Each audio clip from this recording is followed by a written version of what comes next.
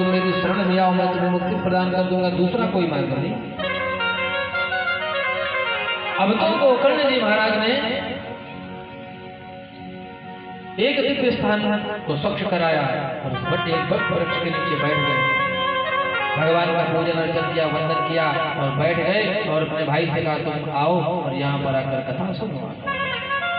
अब वो इधर उधर भटक रहा, उसे कोई स्थान नहीं दिखाई देता, बैठे कहाँ, क्योंकि जो प्रेत आत्मा होती हवा का स्वरूप होता है, जिधर हवा चलती उधर ही चला जाता है।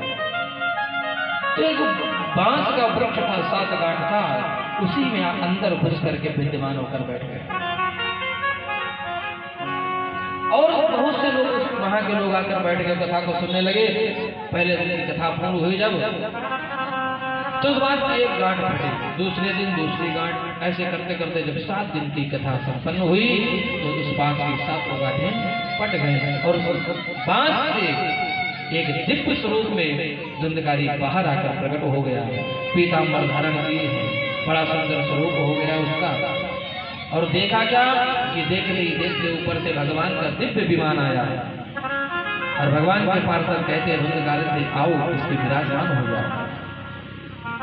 धुंधकारी ने हाथ जोड़ करके अपने भाई से निवेदन किया कि हे भैया, तुम्हारी कृपा से ही ये संभव हो पाया है और आपकी कृपा न होती तो मैं आज प्रेत योनि में ही भटकता रहता। आपने मुझ पर बहुत बड़ा उपकार किया है। उनको प्रणाम किया, नमस्कार किया। भैया ने कहा ठीक है अब तुम जाओ। अब तो दिव्य विमान पर बैठा और भगवान के लोग की सुंदर यात्रा करी। जो गांव के लोग बैठे थे मन में विचार करने लगे, अरे अरे ये तो बड़ा उल्टा सीधा हो रहा है। बोले क्या उल्टा सीधा हो रहा है? बोले भगवान के यहाँ भी भेदभाव होता है। कैसा भेदभाव?